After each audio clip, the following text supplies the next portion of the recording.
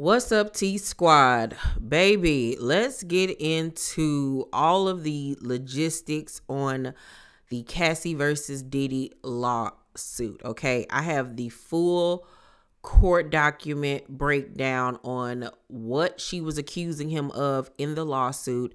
I know 24 hours later, after going public with this lawsuit, they have amicably come to a settlement agreement, child, which lets you know that the things that she accused Sir Diddy, Brotherly Love, Puffy, Puff Daddy, Love, P. Diddy, Sean, Corey Combs was true, honey.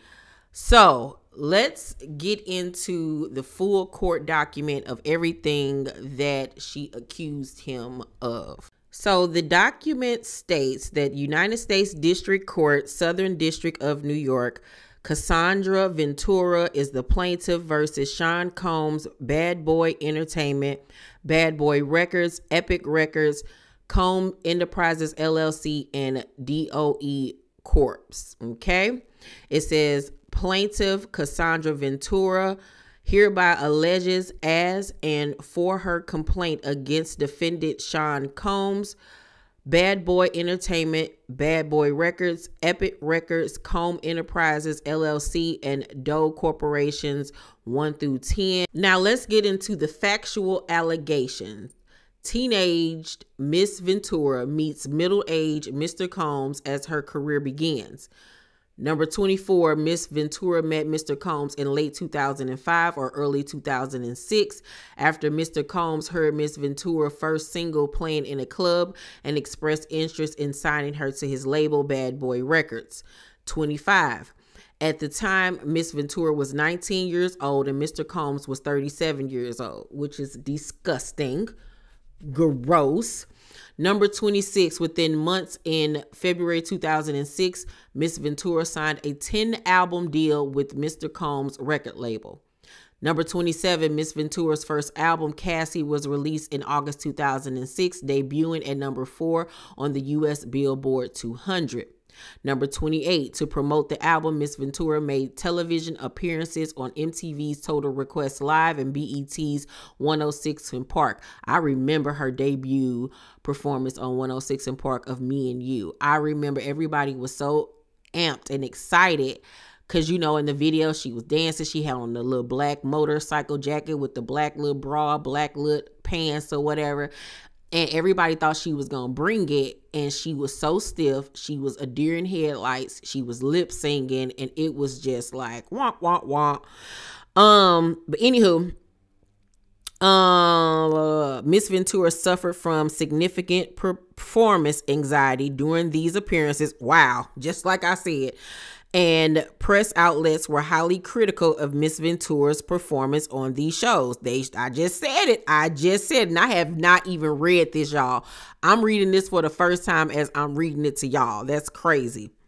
Number 29, Mr. Combs, however, sought to rehabilitate his newly signed talent, telling MTV News, "You could hear the nervousness in her voice, and to be honest, I kind of smiled at it because it made me really appreciate what I really love about her. She's a regular person. It just made me appreciate that she got nervous, and it was kind of cute to me, to be honest. You got to understand that success for her is coming out of nowhere. It's just so huge, and sometimes everybody handles it differently." Number 30, while clearly paternalistic in noting that it was cute to him how regular Miss Ventura appeared, Mr. Combs' comments rang true to some extent. Upon signing with Bad Boy Records, Miss Ventura was quickly thrust into the spotlight and was unfamiliar with how to navigate her new celebrity status. Number 31, Mr. Combs' recognition and glorification of Miss Ventura's naivete proved to set the groundwork for his manipulative and coercive romantic and sexual relationship with Miss Ventura, a woman nearly 2 decades his junior. Number 32, within a year of signing with Bad Boy Records, Mr. Combs became deeply entrenched in Miss Ventura's life, almost immediately asserting possession and control over her and inserting himself into all aspects of her career and her personal life. Number 33, in November 2006, Mr. Combs invited Miss Ventura to perform his song Come to Me along with him at the MTV Europe Music Awards in Copenhagen, Denmark. After rehearsal for the performance, Mr. Combs walked around in a robe with a drink in his hand, flaunting his lavish party lifestyle to his label's newly signed artists. Very inappropriate. Number 34, during hair and makeup leading up to the performance, Miss Ventura's hairstylist and Mr. Combs' makeup artist told Miss Ventura that Mr. Combs was interested in Miss Ventura. Wow. Miss Ventura shrugged off the gossip and in fact expressed disgust given the large age gap between her and the president of her record label. Now, see, this I'm a little shaky on because if you don't know, during this time, she was dating the famous producer Ryan Leslie. Now, Ryan Leslie wasn't nearly as old as Diddy, but he was 7 years older than her. And he too, at that time, didn't have no business dating her because according to this, if she signed with Bad Boy at 19, she was already working with Ryan Leslie a year or two prior. So he was dating her when she was underage and he was already in his 20s, mid 20s at that. So neither one of them didn't have no business looking at this girl, to be honest with you. But let's continue. Where was I at? Okay, so number 35, emphasizing the age and power dynamic early on in their working relationship, Mr. Combs positioned himself as a father figure and protector of Miss Ventura. But you trying to sleep with her? By way of example, after returning to New York after a trip to Las Vegas during which she endured a brief hospital stay, Miss Ventura, who by then was fully healthy, went out to a club with her friends. When Mr. Combs saw her out, he reprimanded her, telling her to go home and take care of herself. At the time, Miss Ventura thought that her record label was looking out for her and that Mr. Combs had her best interests in mind. Child, that was just the setup. Number 36, Mr. Combs also ensured he was intertwined with Miss Ventura's personal and social life, for instance, by inviting himself to Miss Ventura's 21st birthday party in Las Vegas. He also brought along famous musicians and producers, thereby flaunting his celebrity status and influence in front of a young, impressionable Miss Ventura. Number 37, although Mr. Combs knew that Miss Ventura was in a relationship at the time, Ryan Leslie, and even though he was publicly in a relationship with Kim Porter, Mr. Combs nevertheless pursued Miss Ventura. Figures. At an after party in a hotel suite following Miss Ventura's 21st birthday party, Mr. Combs pulled Miss Ventura into a bathroom and forcibly kissed her. Miss Ventura did not consent to this unwanted contact. She immediately ran out of the bathroom and the hotel suite and cried. She told her best friend at the time about what had happened, but was too scared to tell anyone else. Number 38, at the Video Music Awards the following day, Miss Ventura's boyfriend at the time, Ryan Leslie, joined her and Mr. Combs at a table at the awards ceremony. Mr. Combs became angry, telling Miss Ventura that the invitation to the awards ceremony was only for her and not for her significant other. And mind you, I believe every single word because I'm doing a video that will be out within the next day or two, which is titled Exposing Diddy, where I have so many different interviews with so many different artists, including Ryan Leslie, that took place, if not a year or 2, 3, 4, 5 years ago. Okay. So it's not like people running out, all of a sudden getting on this bandwagon saying this, that, and the third. No, these are people that have said these things years ago about Diddy. So to now see Cassie come out years later and say the same thing that all of these other celebrities have said about him, child, woo, I got some tea for y'all. So be on the lookout for that video dropping very, very soon, because y'all know I go deep with the tea. Okay. So in the next part of the factual allegations, Mr. Combs lures Miss Ventura into a relationship. Number 39, despite her clear rejection of Mr. Combs' advances, Mr. Combs continued to demand Miss Ventura spend time with him, including for a weekend at Mr. Combs' residence in Miami and for nights out in New York City. Girl, it ain't that much. Girl, forget a record deal at that point, child. Because if you remember, Cassie only did like maybe 2 or 3 projects with Diddy. So she never even fulfilled the 10 albums that she owed the record label. Because I feel like he was holding her up a lot of those years to keep her under his thumb. Because I was always a huge fan of Cassie and would look out for new music from her. And it would be so far and few in between. But anywho, number 40, on one particular night around September 2007, Mr. Combs insisted on taking Miss Ventura out. Miss Ventura acquiesced, fearing that rejecting Mr. Combs' request would have repercussions for her album deal with Mr. Combs and his company Bad Boy Records. Number 41, Mr. Combs picked up Miss Ventura from her apartment in Manhattan in a blue luxury vehicle. Miss Ventura was surprised that when she got into the car, Mr. Combs was already inebriated. And I'm just going to read it full through instead of giving you guys the numbers. But it says he handed her a pill and told her to take it. Girl, I wouldn't have took nothing. I ain't taking nothing. This is not an after school special, sir. What you think this is? Anywho, when Miss Ventura asked what the pill was, Mr. Combs dismissed her and told her she would like it. She later learned that the pill was ecstasy, something Miss Ventura had never before tried and did not want to try. This was the first time Mr. Combs got Miss Ventura high. Mr. Combs then proceeded to drive recklessly at very high speeds down the West Side Highway of Manhattan. Miss Ventura was very scared but did not dare to object to Mr. Combs, who appeared drunk, high, and agitated. Mr. Combs took Miss Ventura to an upscale lounge in downtown Manhattan, where he proceeded to get into an altercation with the security staff, who would not permit Mr. Combs to enter, presumably because he was belligerent.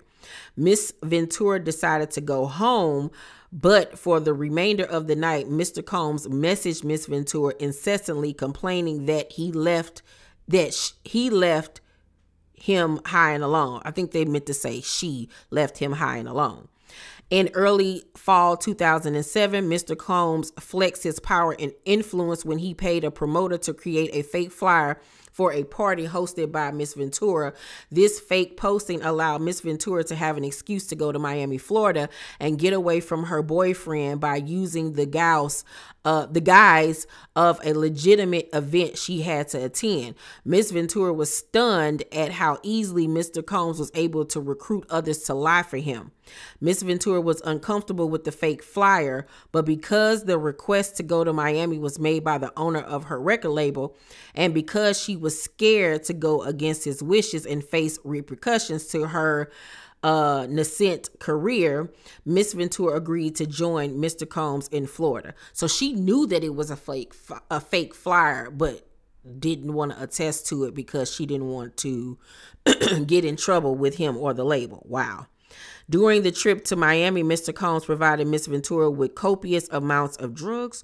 She became more intoxicated than she ever had before, and her intoxication lasted throughout the weekend trip. As she wanted Mr. Combs to continue to support her career, she felt she could not refuse Mr. Combs' urges for her to take more drugs. After providing her with drugs, Mr. Combs had sexual intercourse with Miss Ventura during this trip. Now, is she saying that it was unconsensual, or that he was able to do this because she was, high and she was out of herself? Like, child, woo. Within 2 years of meeting Mr. Combs, Miss Ventura found herself lured into the immediate circle of her boss, the owner of her record label, and one of the most powerful men in the entertainment industry. Third part, Mr. Combs exerts control over Miss Ventura's career and personal life. From the very start of their relationship, Mr. Combs exerted his power and influence over Miss Ventura. This dynamic was fueled by their nearly 20-year age differences, as well as their relative positions in the entertainment industry, with Mr. Combs considered a music mogul and Miss Ventura at the very start of her career as an entertainer. Mr. Combs' aggressive and demanding approach to those he worked with made it impossible for anyone to challenge him, and Miss Ventura soon learned that Mr. Combs insisted on blind loyalty from everyone in his inner circle. Although Miss Ventura has saved up some earnings from her young modeling career, Mr. Combs' ostentatious display of wealth was intimidating to her. Mr. Combs paid for things with wads of cash and would repeatedly tell Miss Ventura, "Don't worry about money, I have money." Mr. Combs expensed lavish vacations for him and Miss Ventura, purchased a car for her, paid for her apartment, and provided her with extensive amounts of designer clothing. Ooh. Around 2008 or 2009, Mr. Combs began to rent an apartment in Manhattan for Miss Ventura. The apartment was within walking distance of Mr. Combs' New York residence. He first showed Miss Ventura the apartment by bringing her there along with her parents. Miss Ventura's parents were skeptical of the mogul's displays of wealth, but proud of their daughter's newfound success. So her parents didn't find it weird that the boss was buying her a car. I mean, the house and the car and all this stuff. Like, did the parents know at that time that they were a couple? Like, what is going on? Oh my God. So many people failed this young lady. So it then said around 2010, Mr. Combs similarly paid for an apartment for Miss Ventura in Los Angeles, which was located about 5 minutes away from Mr. Combs' residence. He paid for many of her apartments in California and also purchased a Jaguar for her around 2013 or 2014. Now, see, that would make me uneasy that you want me living right next to you. So you could just come over whenever you want to, spy on me whenever you want to. Like, as if that's the case, why I just don't live with you, all because you were still messing around with other women, including Kim. But okay. Y'all remember how Diddy used to always go on them family vacations with Kim and the kids? And Cassie would never be around? All aspects of Miss Ventura's life were controlled by either Mr. Combs or his management companies. Every event Miss Ventura attended, from the travel to the makeup, clothing was paid for directly by Mr. Combs and his affiliated companies. Compounding this all-encompassing intrusion into her life, Mr. Combs secured his control over the young and impressionable Miss Ventura by introducing her to a drug-fueled lifestyle that kept her complacent and compliant. Mr. Combs first introduced Miss Ventura to opiates around 2008 and would often have pills and other schmugs out in the open like candy. Upon information and belief, Mr. Combs has been addicted to prescription painkillers and took ecstasy frequently. I 100% believe it. At first, Miss Ventura was given the prescriptions that Mr. Combs received from a doctor in Miami, Florida. Eventually, when Mr. Combs exhausted his supply of pills, he demanded that Miss Ventura procure prescriptions from this Miami doctor in her own name. Mr. Combs also became deeply involved in Miss Ventura's personal life, with his personal staff attending to Miss Ventura's day-to-day travel and other needs, including medical care. On multiple occasions, Mr. Combs had Miss Ventura's personal medical records sent directly to his email address. For instance, when Miss Ventura began experiencing memory loss, potentially due to excessive schmug use and or head injuries caused by Mr. Combs punching her, as described below, her MRI results were provided directly to Mr. Combs. Mr. Combs also repeatedly arranged for his staff to drive Miss Ventura to certain doctor's appointments. Like, this is beyond crazy. Wait till the movies come out about this stuff and this man and the documentaries. Wow. In this way, Mr. Combs exerted ownership over Miss Ventura as another example of the ways in which he manipulated Miss Ventura and ensured obedience early on in their relationship. He asked Miss Ventura what she called her grandfather. When Miss Ventura said that she referred to her grandfather as Pop Pop, Mr. Combs perversely insisted that Miss Ventura referred to him with that nickname. Girl, I would have threw a bowl of hot grits on him. You got me. Woo, girl. Next part, Mr. Combs and Miss Ventura's relationship becomes violent and abusive. What started as a whirlwind of celebrity meetings and smug and alcohol-fueled parties, however, quickly turned frightening and violent. Miss Ventura was also exposed to the intense violence that pervaded Mr. Combs' rise to fame. For example, on the occasion when Mr. Combs and Miss Ventura were using schmugs together in his home, one of his security staff barged in and announced that Suge Knight, a longtime rival of Mr. Combs, was spotted at Mel's Drive-In Diner in Los Angeles. Mr. Combs began to get dressed, retrieved multiple pow-pows from a safe, and ran out of his home to where he believed Mr. Knight was dining. Miss Ventura became terrified and began to cry. On at least 2 occasions, Mr. Combs demanded that Miss Ventura hold Mr. Combs' pow-pow in her purse. Miss Ventura had no familiarity with pow-pows and was petrified that the pow-pow would accidentally go off in her purse. There was no clear reason why Mr. Combs required her to hold his pow-pow except to reinforce to his young girlfriend that he was a violent, powerful, and dangerous man. Over the decade, multiple times each year, Mr. Combs would violently schmeat Miss Ventura, leaving bruises on her body.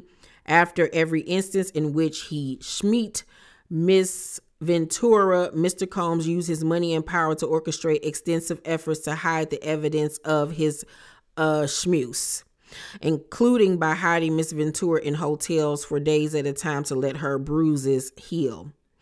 In one such instance, after a party with Jay-Z, Mr. Combs beat Miss Ventura repeatedly in an Escalade, including by kicking and hitting her.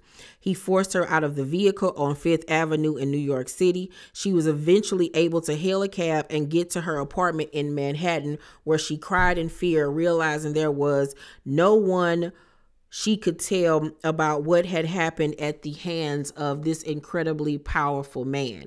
She spent the subsequent 3 days hiding in her apartment. That is sad. Wow. In January 2009, after Mr. Combs learned that Miss Ventura spoke to another music manager at a party in Los Angeles, he became enraged. She had hoped speaking to this manager would allow her to further grow her career and that Mr. Combs would be happy for her, but instead he became extremely angry and pulled her out of the club where the party was taking place. In the car leaving the club, Mr. Combs schmeat Miss Ventura, pushing her into a corner of the vehicle and stomping her on her face. Wow.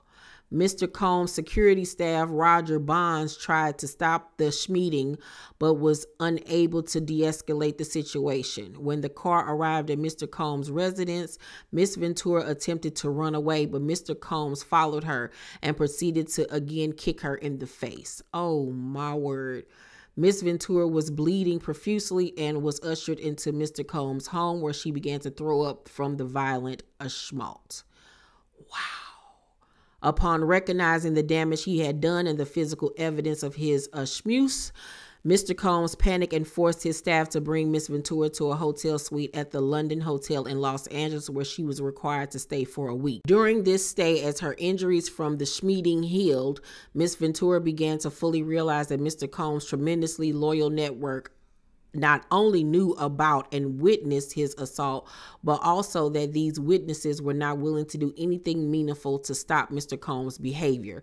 She recognized that she was powerless and that reporting Mr. Combs to authorities would not alter Mr. Combs' status or influence, but would merely give Mr. Combs another excuse to hurt her. While in the hotel, she asked to go home to her parents, but Mr. Combs wouldn't let her leave. She lied to her mother when asked about an online gossip forum that reported the schmaltz. Mr. Combs proceeded to instruct his assistant to purchase excessive amounts of gifts for Miss Ventura, which were delivered to the hotel room where she remained trapped. Miss Ventura was terrified, isolated, and unable to see a pathway out of Mr. Combs' abusive hold on her life. She found herself becoming numb to the schmooze she was experiencing and became entirely beholden to Mr. Combs' demands. She began to blindly follow his instructions out of fear of again being on the receiving end of a vicious beating. By Mr. Combs' own admission, his relationship with Miss Ventura was like Bobby and Whitney, a clear acknowledgement of the unequal power dynamic and excessive domestic V that permeated their relationship. From the outside looking in, Miss Ventura had heard others refer to her relationship with Mr. Combs as akin to Ike and Tina. Oh my goodness gracious. Her volatile and abusive partner, who also owned her label and therefore held her future success in his hands, had fully exerted control over every aspect of her life. Next part, Mr. Combs forces Miss Ventura into schmex trafficking. Within a few months of beginning a romantic relationship with 40-year-old Mr. Combs, the 22-year-old child, Miss Ventura felt beholden to his whims and demands. While in New York City, Mr. Combs told the Miss Ventura that he wanted to engage in a fantasy of his called voyeurism. Mr. Combs said that it would turn him on if he saw Miss Ventura with another D.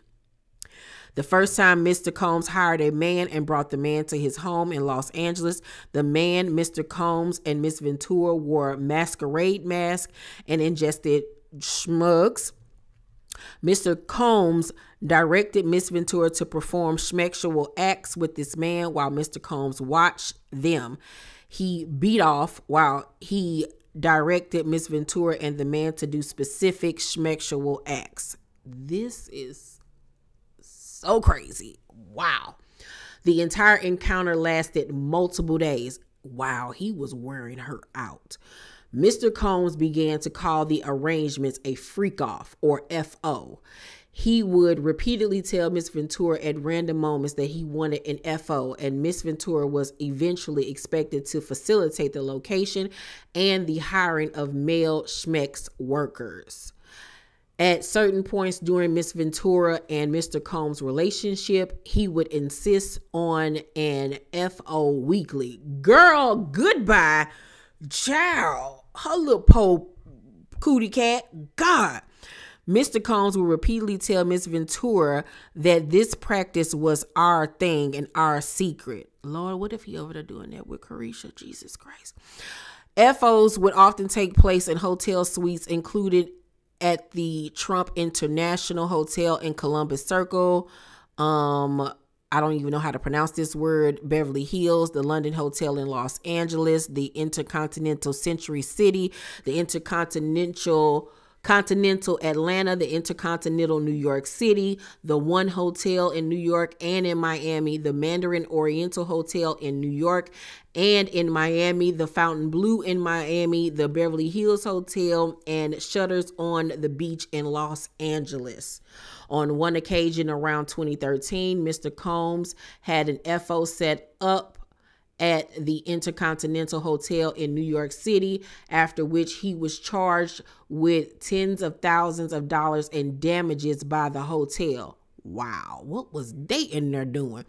Upon information and belief, Mr. Combs' chief of staff, Tony Fletcher, paid the invoice charged by the hotel. Baby, she naming names.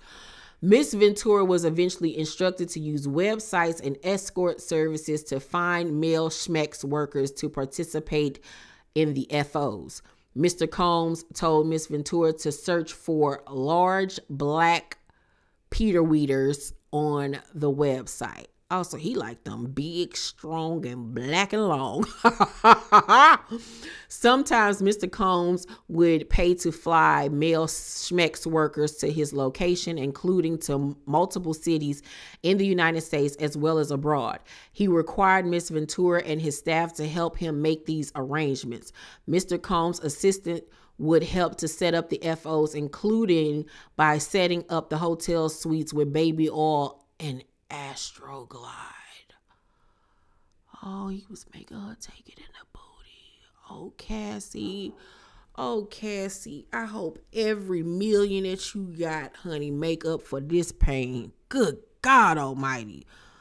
Mr. Combs always supplied Miss Ventura and the schmex worker with copious amounts of schmugs before and during the FOs. Miss Ventura was giving ecstasy, cocaine, GHB, ketamine, marijuana, and alcohol in excessive amounts during FOs, which allowed her to disassociate during these horrific encounters. It became commonplace to get IV fluids in the days after FO to recover from the excessive substances pushed upon her. Miss Ventura was required to dress up in lingerie for an FO, and Mr. Combs insisted she wear white nail polish to contrast her nails with the skin of the black men he hired to have schmex with her. Now, y'all know people then went back and looked at Carisha to see if when she's with Diddy, if her nails are white and her toes is white. And in the majority of the pictures, they are. During the FOs, Mr. Combs would instruct Miss Ventura to pour excessive amounts of oil over herself. Mr. Combs would then instruct Miss Ventura and the schmex worker to speak to each other, and then would specifically tell Miss Ventura where to touch the schmex workers. Mr. Combs would say things like, grab that big black D, and ask her how does it feel, as he directed her to perform for him. During the FOs, in addition to directing Miss Ventura and beaten off, Mr. Combs would use his phone, laptop, and tablet to film Miss Ventura having schmex with the hired schmex worker. He treated the forced encounter as a personal art project, adjusting the candles he used for lighting to frame the videos he took.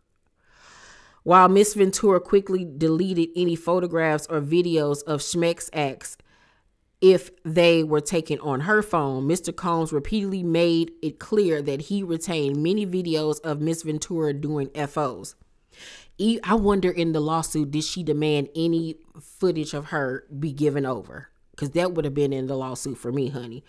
Or the settlement agreement.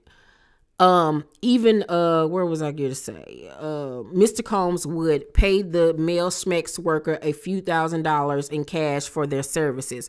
During some FOs, Mr. Combs would become extremely intoxicated and would hit Miss Ventura in front of the male schmex workers.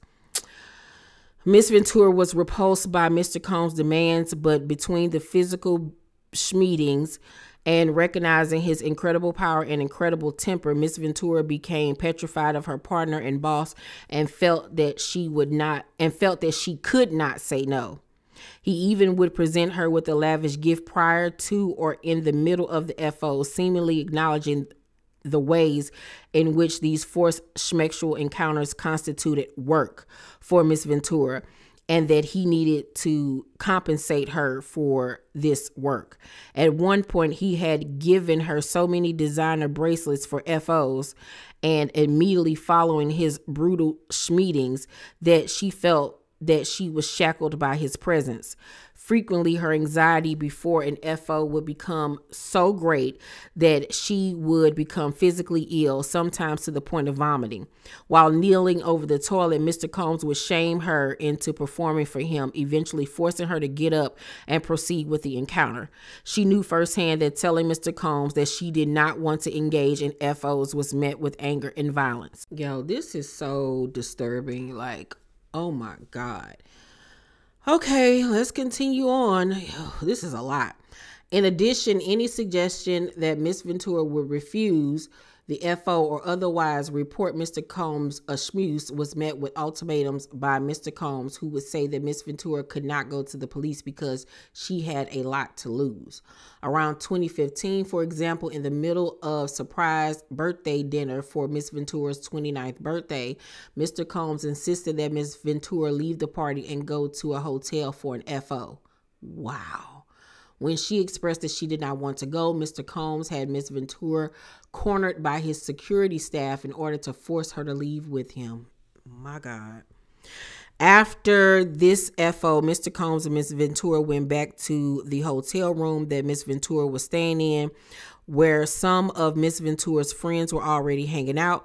Mr. Combs was severely intoxicated and at one point during the night picked up one of Miss Ventura's friends like a child and dangled the friend over the balcony of the 17th floor hotel suite.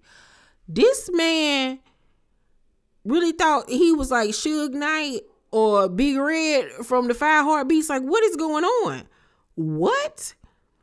Miss Ventura and her friends were scared by Mr. Combs' erratic behavior, but Miss Ventura was heavily sedated because of the schmugs she took to participate in the FO and therefore was unable to respond to Mr. Combs' terrifying behavior. The FOs became work for Miss Ventura, and despite her protests, Mr. Combs insisted on these intricately staged and forced sexual encounters between Miss Ventura and various male schmex workers. Next part, Miss Ventura tries to escape Mr. Combs a schmooze. Anytime she tried to create distance between her and Mr. Combs, he used his network to find her and convince her to return to his schmooze.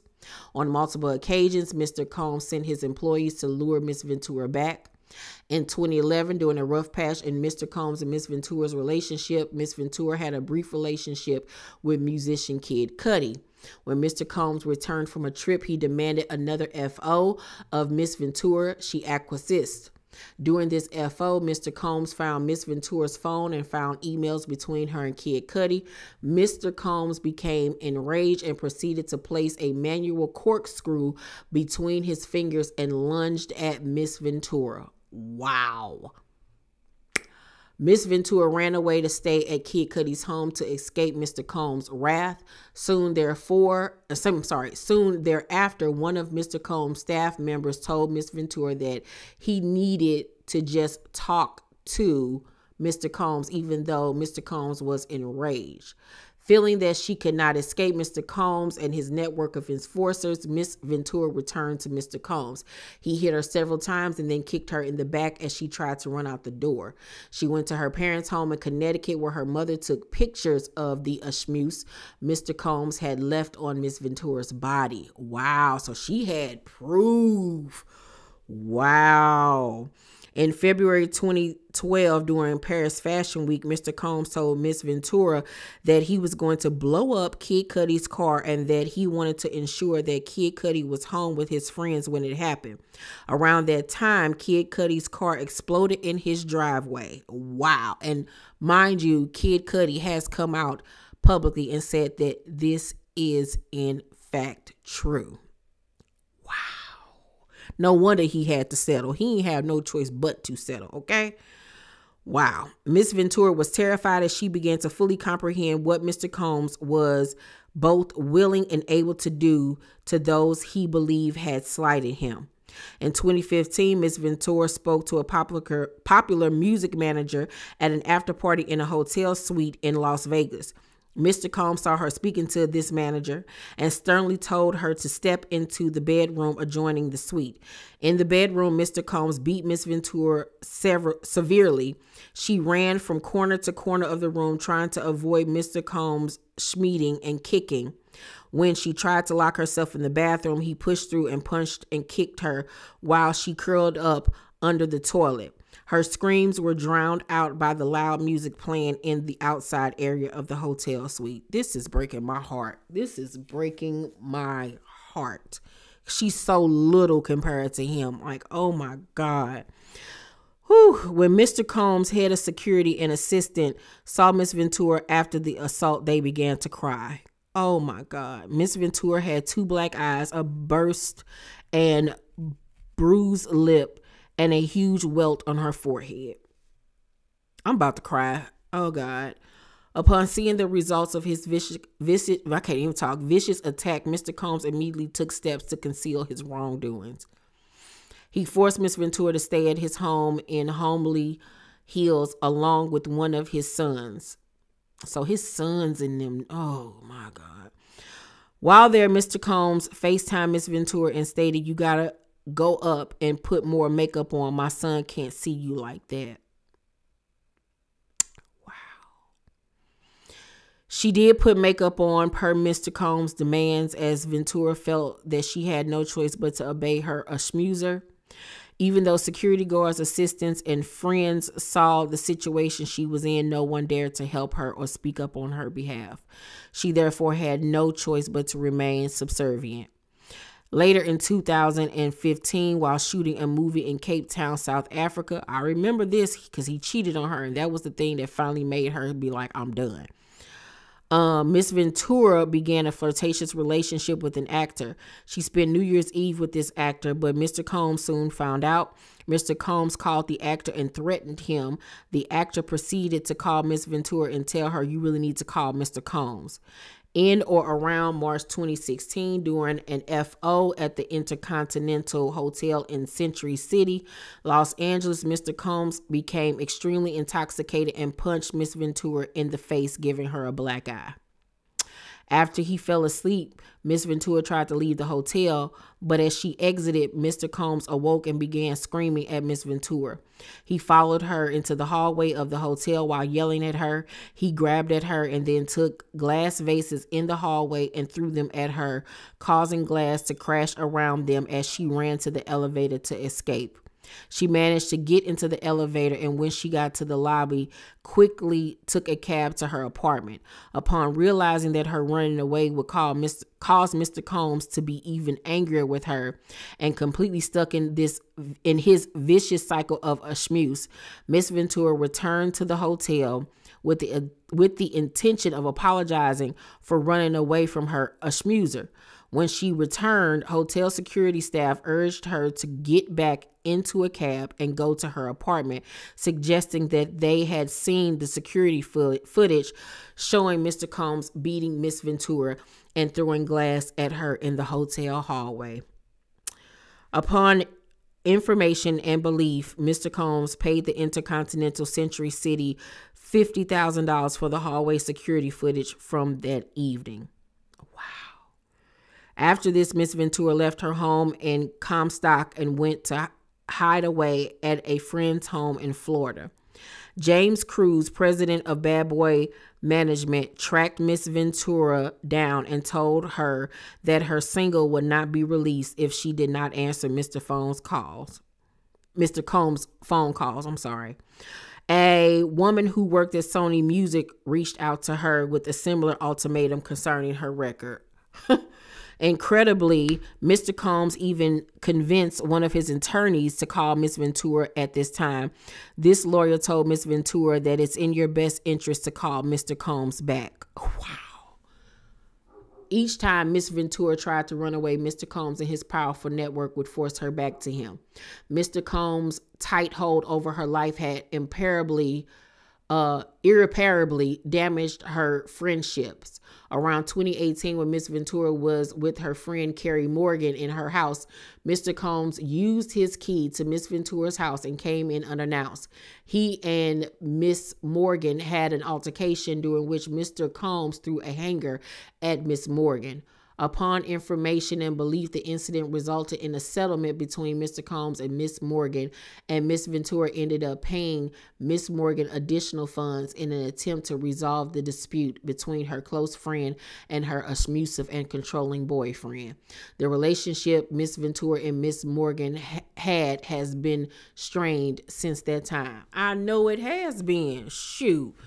Seeing the extreme measures Mr. Combs took to keep a tight hold on Miss Ventura and isolate her from her support network, and having experienced the repercussions of rejecting his demands, Miss Ventura felt that saying no to Mr. Combs would cost her something: her family, her friends, her career, or even her life. Mr. Combs schmapes Miss Ventura. In 2017 and 2018, Miss Ventura became desperate to leave Mr. Combs and his abuse of her. She recognized that if she stayed with him, she would never be able to have a successful career or ever be physically and mentally safe. She therefore became determined to completely break away from Mr. Combs and his cycle of abuse and made concerted efforts to avoid him. In September 2018, she joined Mr. Combs for a dinner at an Italian restaurant in Malibu, California, for what she believed would be a discussion about concluding their relationship for good. After dinner, Mr. Combs and Miss Ventura returned to Miss Ventura's home, which was paid for by Mr. Combs. Mr. Combs forced himself into her apartment and tried to kiss Miss Ventura. She told him to stop and attempted to push him away. Mr. Combs then forcibly pulled off Miss Ventura's clothing and unbuckled his belt. He proceeded to schmape Miss Ventura while she repeatedly said no and tried to push him away. Soon, therefore, Miss Ventura took steps to completely separate herself from her longtime abuser, including by leaving the home that he paid for and returning the car he purchased for her. Despite moving away, Miss Ventura's address was posted online in early 2019, leading to fears for her safety. Miss Ventura was under immense duress during the months after Mr. Combs schmaped her, took all steps possibly to entirely remove herself from her abuser's ambit, including by entering into contracts to end her record deal with Bad Boy Entertainment. Mr. Combs' sexual and physical abuse of Miss Ventura has caused her lifelong harm. As a result of the immense trauma Miss Ventura endured for over a decade with Mr. Combs, she has suffered and continues to suffer from immense emotional distress. Following her escape from the cycle of abuse and sex trafficking she endured, she struggled with the physical and mental manifestations of her trauma. The birth of her 2 children, however, allowed her a new lease on life and gave her purpose. She credits her children while saving her from the trauma that had consumed her for over a decade of her life. Except for the months when she was pregnant with her children, Miss Ventura struggled with her addictions to smugs and alcohol. That's sad. Oh, Cassie. Addictions that were established and fueled by Mr. Combs. She turned to substances to drown out the memories of her abuse.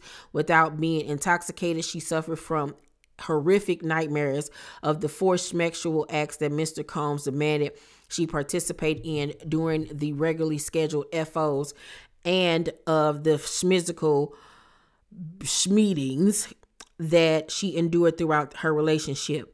She had difficulty eating or sleeping, and her relationship with her family suffered. During this time, she frequently had thoughts of ending her life. To rebuild her life and her career, Miss Ventura needed to completely reinvent herself.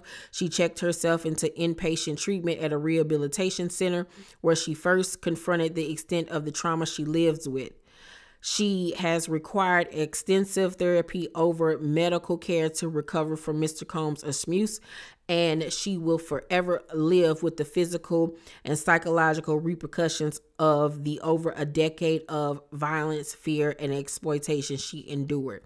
Although Miss Ventura was unable to speak up against the years of abuse and that she endured at the hands of Mr. Combs, she has since been able to rebuild her life and confront her trauma.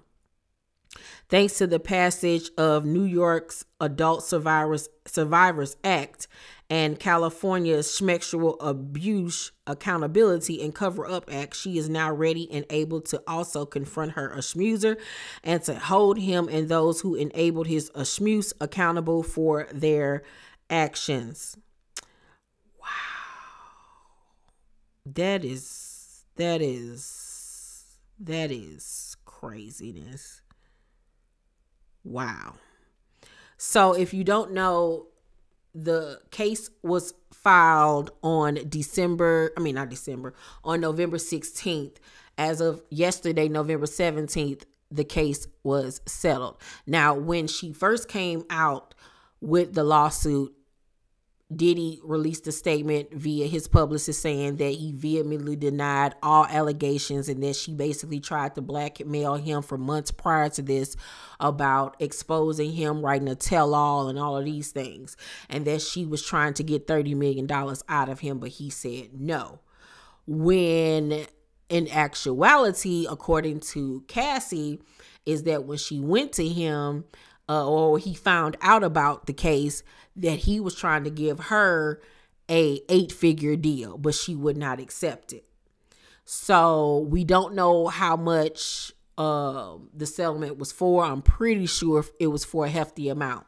A hefty amount, enough for her to never have to work or do nothing again in her life, and neither will her children if she manages this money correctly. When the case was settled, he released a statement saying that they reached a settlement amicably and that he wished Cassie and her family the best. There was no denial that anything that she said was a lie. She never retracted any of what she accused him of. She just simply put out a statement saying that it was resolved at that point. And what's crazy is, with everything that she accused him of, so many other people have accused him of the same thing over the last 10 years. So when I do my Exposing Diddy video, you'll see how all of this is coming back around full circle, and that, yeah, that old adage goes that I always tell y'all is that whatever happens in the dark shall come to the light, and that karma is real. Like I said, it may not be today, tomorrow, next year, 5 years from now, but you gonna always get it. You gonna always get that butt whooping that you deserves. And he has truly done people wrong in this industry, and he does need to be taken down, because the way he treats these people is just inhumane. It's disgusting. It is sick on so many levels. And a lot of people thought that Jaguar Wright, since she was talking out for like the last 2 years, they just looked at her as being crazy, not knowing what she was talking about, lying or whatever. And a lot of the things that she has accused Diddy of over the years, we see now, according to Cassie, is in fact true, which is sad and it's unfortunate. And I just hate she had to go through that. But I pray that he gets everything he deserves and more. And I believe that justice will come, because, he's opened the floodgates now for anybody that he has harmed, physically hurt, smaced, trafficked, all of that stuff. They're going to come out the woodworks on that butt. And I hope that somebody do more than do a lawsuit, but file criminal charges against him, because this is unacceptable on so many different levels. So many different levels. This is just trifling. But men like him need to be taken down. Really, honestly, truly. So y'all let me know what y'all think about this down below in the comment section. Make sure to thumbs up this video, like and subscribe, and hit that notification bell button. I love you guys, and I'll see you on the next video. Bye.